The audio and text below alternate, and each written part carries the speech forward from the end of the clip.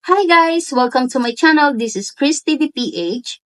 Don't forget to like and subscribe to my YouTube channel para matulungan niyo po ang mag-grow. Good morning, good afternoon, and good evening.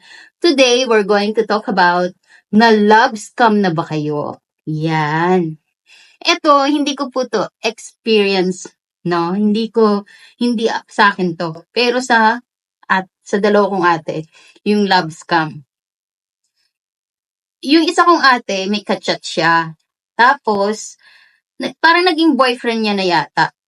Through chat. Through, video call, ganyan. Tapos, one time, ang maaga no. Umaga yun umaga. Ginising niya ako. Tulungan mo naman ako. Sabi niya, tulungan mo naman ako kasi yung boyfriend ko pupunta dito sa Dubai. Kaso lang, na-hold siya sa Malaysia. Kasi taga-Amerika daw yung apam niya. Taga-Amerika daw yung apam niya. Tapos, na-hold daw sa immigration sa Malaysia. Kasi gawan daw may daladalang perang malaking halaga. $10,000. Malaking halaga daw na perang daladala. Na-hold siya. Tapos ngayon, tumawag sa kanya yung boyfriend niya na apam. Tapos, pinapakausap yung immigration officer na babae. Tapos, ang sinasabi sa ate ko, kailangan niyang magbayad ng I don't remember if 1,500 dirhams or 1,500 US dollars. Parang ganon, something ganon, hindi ko na matandaan. Para daw i-release yung boyfriend niya sa immigration sa Malaysia. Tapos ngayon, dinala ko sa asawa ko. Sabi ko, Han, can you help my sister? Sabi mo ganyan. Kasi yung boyfriend niya daw na-hold sa Malaysia, ganyan, sa immigration. Ha? Sabi niya, bakit? Tapos sinabi ko, kinento ko. Tapos kinausap niya yung babae.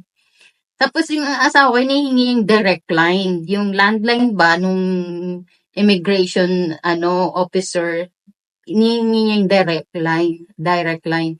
Tapos hindi mabigay-bigay kasi ang gamit mobile. Tapos gano'n na, tapos sabi ng asawa ko, don't bother, sabi niya, it's a scam. Sabi niya ganyan. yung ate ko natataranta kasi na-scaman po siya, tanga-tanga.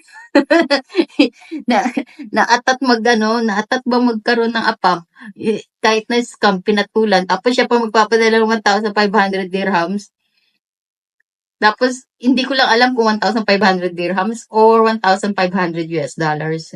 Kasi, nasa Malaysia daw. Pag ganun, guys, scam yun.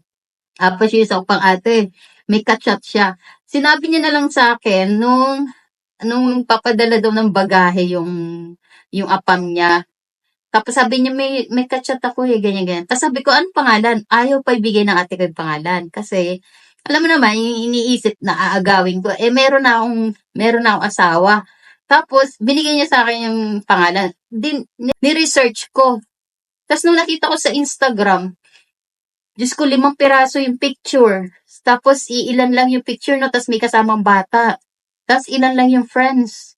Mga 50 lang yata yung friends. Siguro yun yung mga na-scam niya ba na naging friend niya na sa Instagram.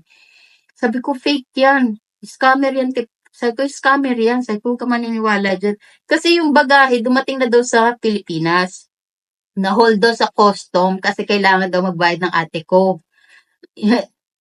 Ewan ko, 25,000 or 50,000 kailangan niyang bayaran sa custom. Tapos babae yung tumatawag sa kanya, mobile.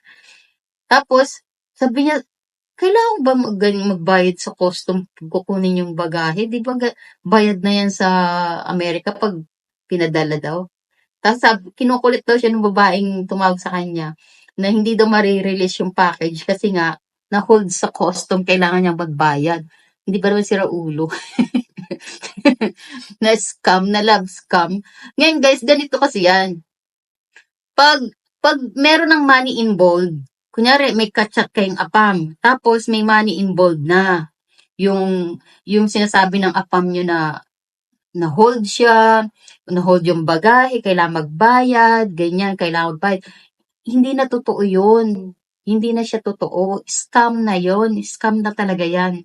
Kasi nga,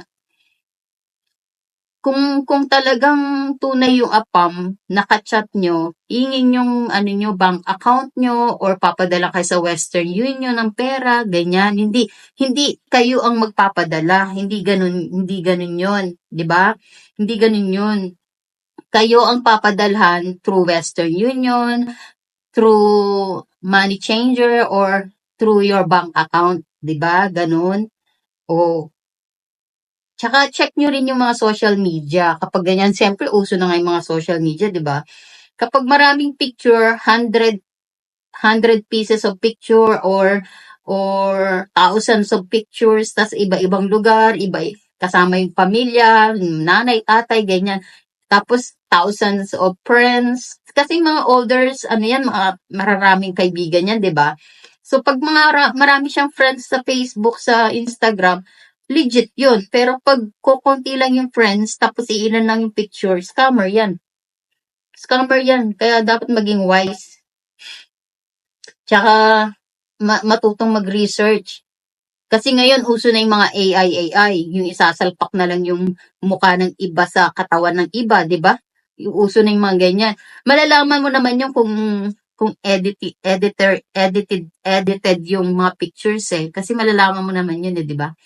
Kaya dapat maging wise. So, yun lang guys. Yun lang yung magmarites serye tayo. Love scam. I hope hindi kayo ma-love scam.